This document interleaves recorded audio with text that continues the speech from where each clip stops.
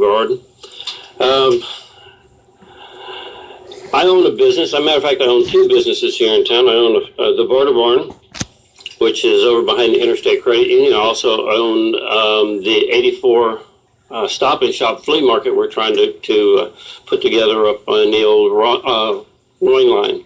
On the what line? Wayne Line building. Oh, okay. Right up by the farmer's market. We placed it there hoping we could entice a little business, not only to us, but also to the farmer's market also. Okay, so the flea market that you see up there, the old Wayne Line next to the farmer's market, what's the hours on that? Well, you're open Fridays, Saturdays, and Sundays from 8 to 6. Okay, all right. So those are the two businesses you own, the Barter Barn behind Interstate Credit Union. So how long have you actually been here in Jessup and a resident here? I've lived here in Jessup in Wayne County for right at 12 years. Okay, 12 years you've been in town. You've got a couple of businesses. We know that you ran for mayor, and now you're running for city council. So tell us why you're running for city council and what you think you can do to improve things here in Jessup. Outstanding.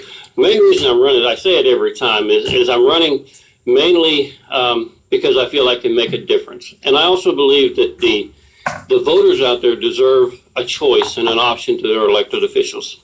There's been many years gone by, and you know as well as I do, Butch, that nobody's run against any of these commissioners, so they stay in there for a while. So I just think it's time for a choice and give the voters an option on if they want them to stay in there or if they don't. Okay, so you're running for city council. You think that folks have a choice. Have you kept up with current issues? Do you have anything in mind that you'd like to see done or a problem solved? Well, there's a lot of current things that everybody wants to see done. Not taking anything away from any of the commissioners that's been there. They've done a fantastic job. Their agenda's been wonderful. But I just think it's time to move toward the future. And when they have worked toward the future and they've accomplished many things. But what I'd like to see accomplished is we need to do things, create things for our youth to do. We need like a YMCA. We need different activities for our youth to do to keep them off the streets, give them things to occupy themselves. Okay. Alan Brown's in the studio with us this morning, candidate for District 4, right? Yes. For the City of Jessup City Council. Early voting's on right now. I think Bob said 20, how many yesterday? 29. 29 is not too bad for just 2 seats here in just in the City of Jessup. Right. So, early voting going on right now, and election day, I guess that's the first Tuesday in November, isn't it? Correct. Okay. And so you're running for city council. Have you've been out campaigning? Have folks have expressed concerns? Anything to you that Sure. That you've heard? Sure. A lot of the concerns is several things, but the main thing that everybody's telling me is jobs. They need jobs. Jessup has absolutely no jobs. We need to find a way to bring small business back. We need to fill the empty stores downtown somehow. We need to be able to keep our streets from rolling up at 5:30 in the evening. And I understand there's businesses down there that they're there all day, so they want to close at 5. But there's also businesses that you can bring downtown that will stay open longer and will bring attraction downtown. And the more people you bring downtown, the more the businesses that are open till 5 are going to make. And that's what our goal is, to help people prosper, make money, and make a decent living for their children. Okay. Also, they got another the children a place to go. The jobs, industry. We need to bring industry. We have several large buildings out here that can be leased out. Look, you got the old Georgia Narrow Fabrics building up there.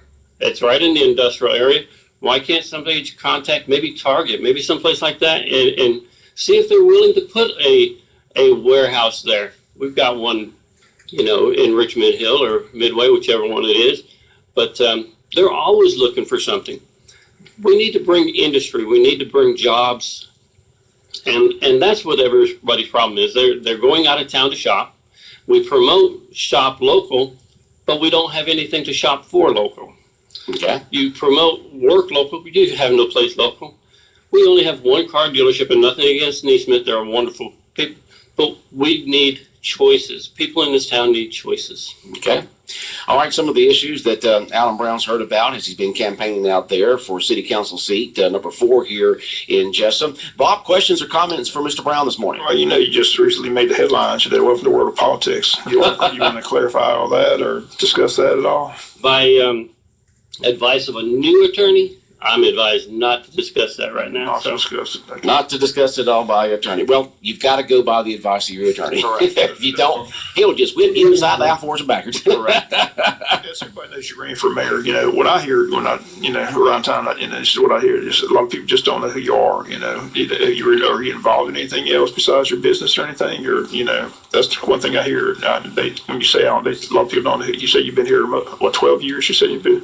What do you think that is? Are you involved in anything else, or? Let me tell you something. When you have a family, you have 2 businesses, and you have other activities, I don't get involved in other things. I do have I do a lot for Fort Stewart. I do a lot for the military voluntarily.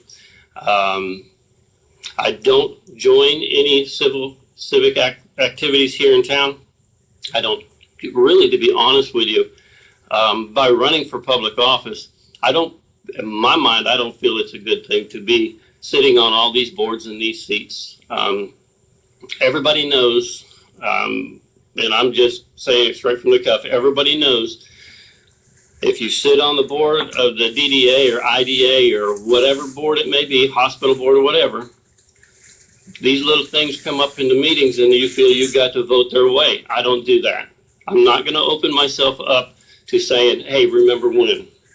Okay. I am my own person. I listen to what the constituents want, and trust me, I've heard a lot.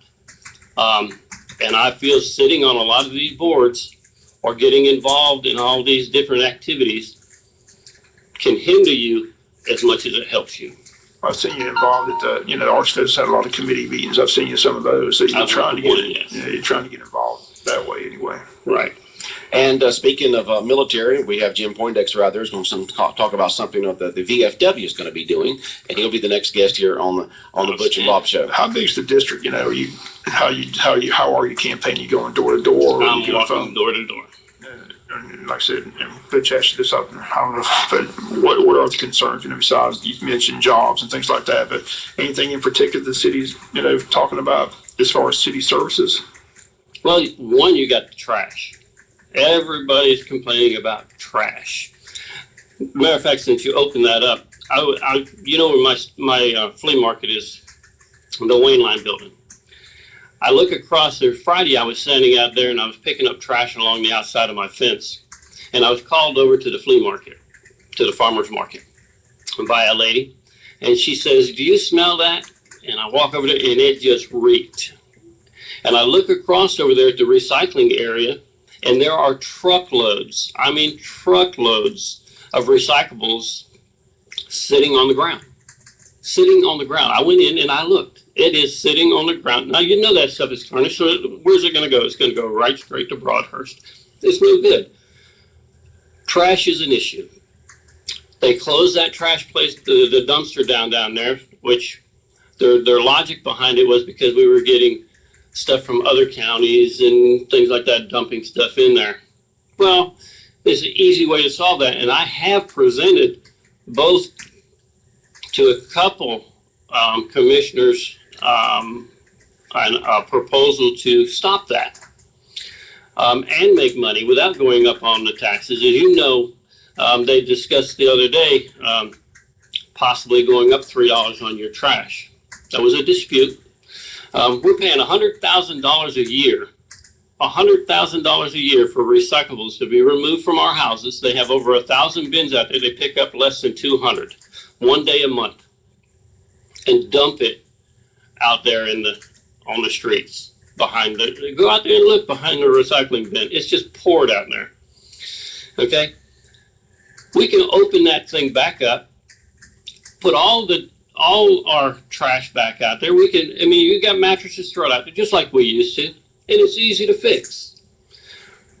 I've done a lot of research. You can sell trash permits, $35, $45 a year, trash permit, unlimited access to that to throw out your disposables, recyclables included, if they keep the recyclable going on. Okay, $35, $45 a year to do unlimited trash dumping. Keeps all the trash off the streets. Now, I know, Bob, I know you two can ride down the street and see sofas and mattresses and tires and trash and stuff thrown all over the streets, and you know that it's increased since they've shut that down.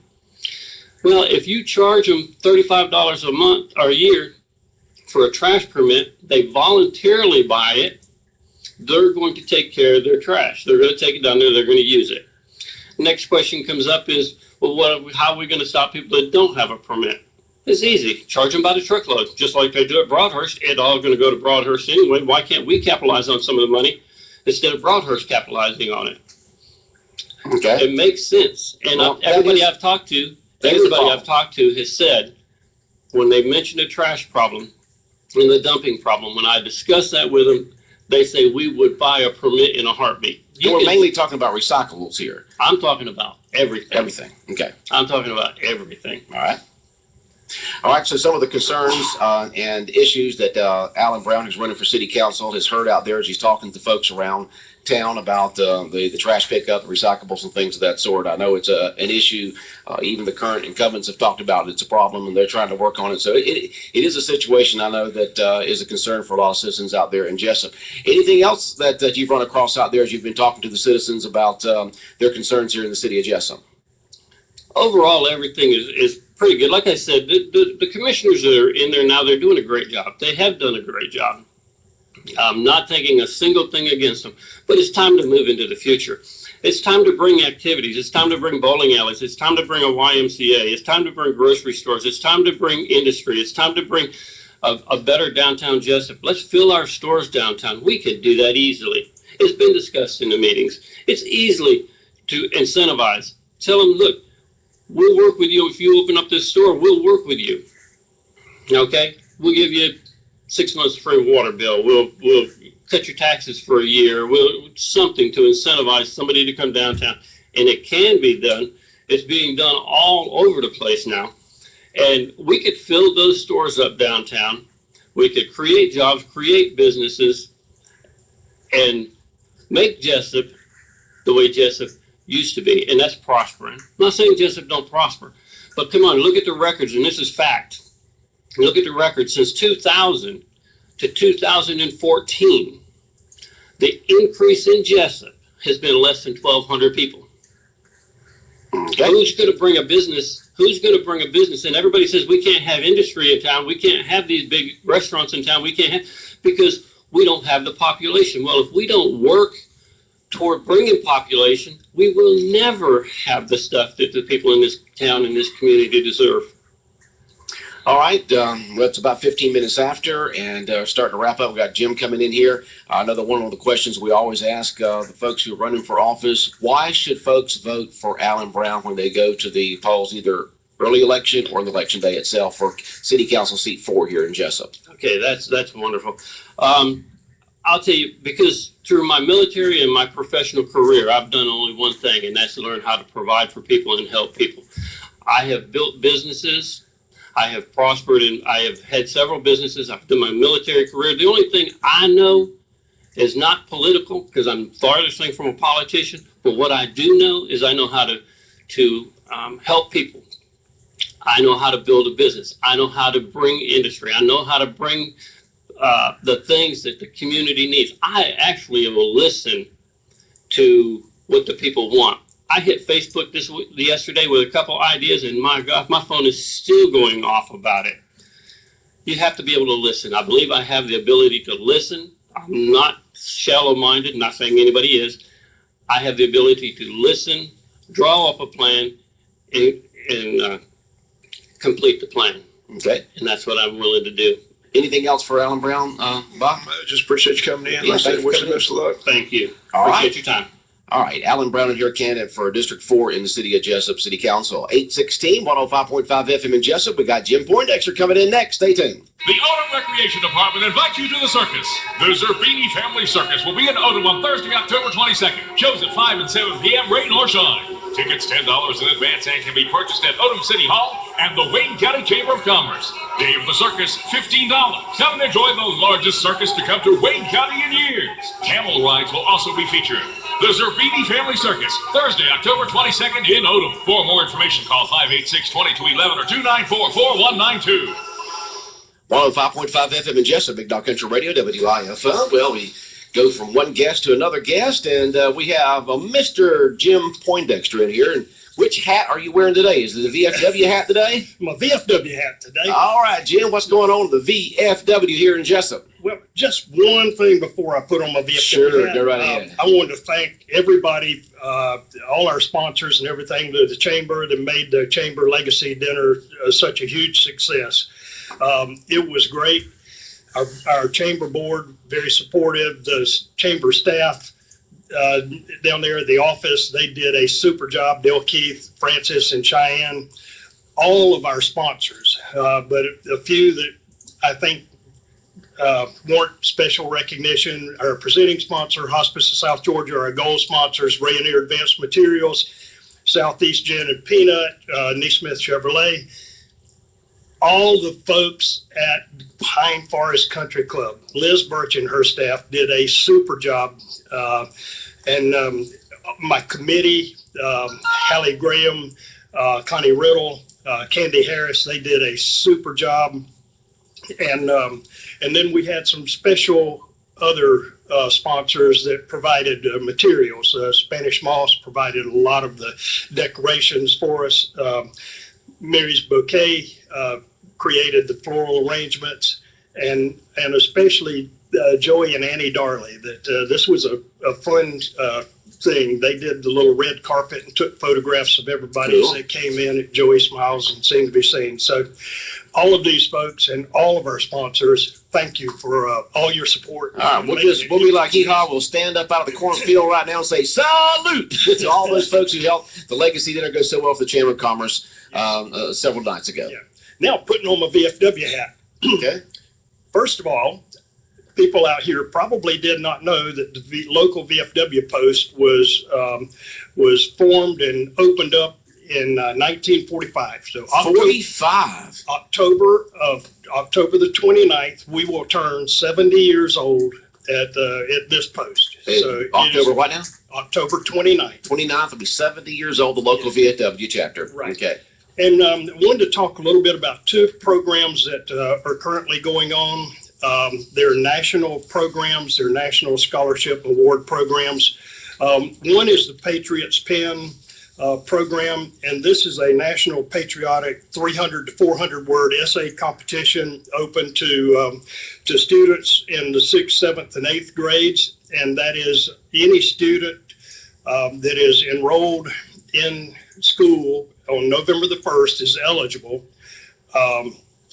whether it's public school, private school, parochial school, or home school. Okay. So they can enter this. The national award is those that win that go through the post level, the district level, and the state level, and then those that are selected from the state level get an all expense paid trip to Washington D.C. For the national program. Okay. And the national award for first place is a $5,000 award for that 6th, 7th, or 8th grade.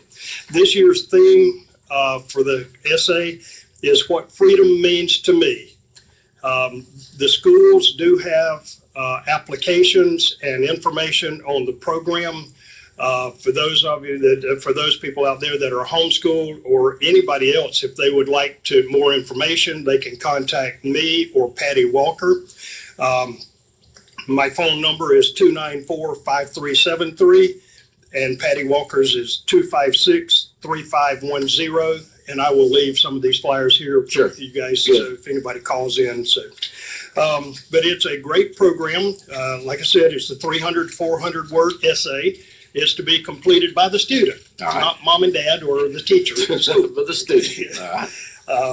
The other one that I wanted to talk about is the Voice of Democracy, and this is the program for high school students, grades 9 through 12.